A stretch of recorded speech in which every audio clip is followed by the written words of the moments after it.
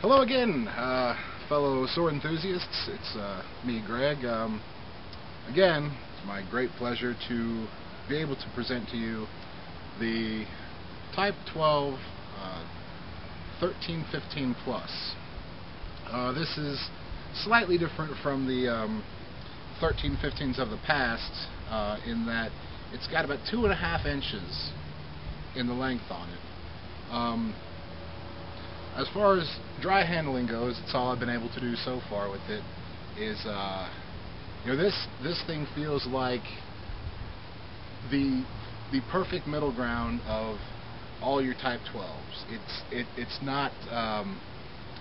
not crazy, super fast.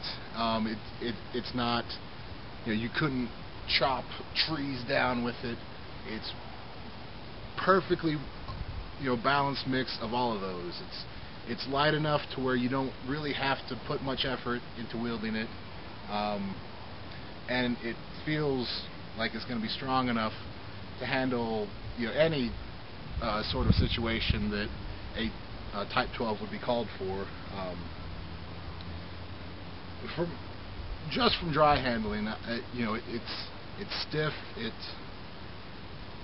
It doesn't feel fragile like the well, quick little note, this was the sword that the Valiant Armory practical arming sword, the 303S, the 1315 was what that one was sort of designed off of. But whereas the 303 might feel a little light and a little I don't want to say flimsy, but it's a word like that. This thing is none of those. It is just the perfect middle ground of everything I'd be looking for in a single-handed sword. Now the edge on this, it is straight from Gus, and I noticed I'll try to take some more detailed pictures. Is it actually has a tertiary bevel on it. As many of us know, Gus is he's working on his sharpening skills. It's never been his favorite part of sword making, but in the past it's always been a secondary bevel, and it's been good. It's been a nice even bevel, but as I'm looking at this, I'm actually seeing like a slight secondary bevel and then another bevel on top of that, so it looks, it's almost a couple passes from being a lenticular edge. So without further ado, let's have at some bottles.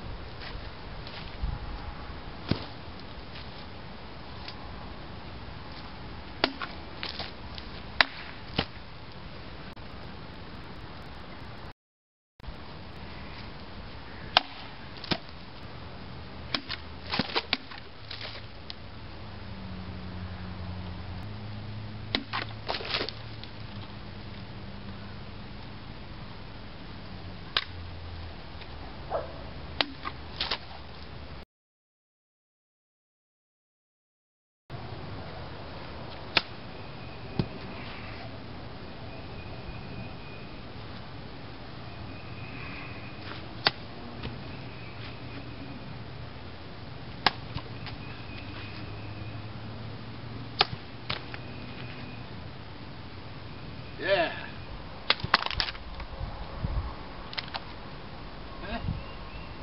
Didn't want to find it into the ground. Had to pull out on that.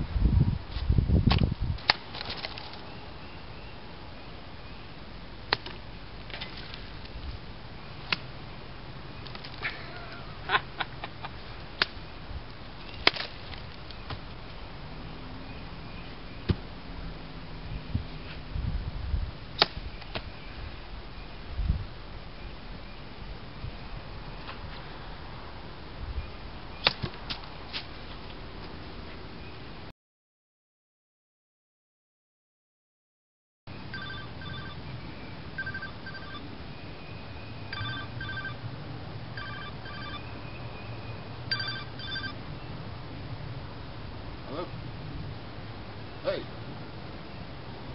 Playing with swords.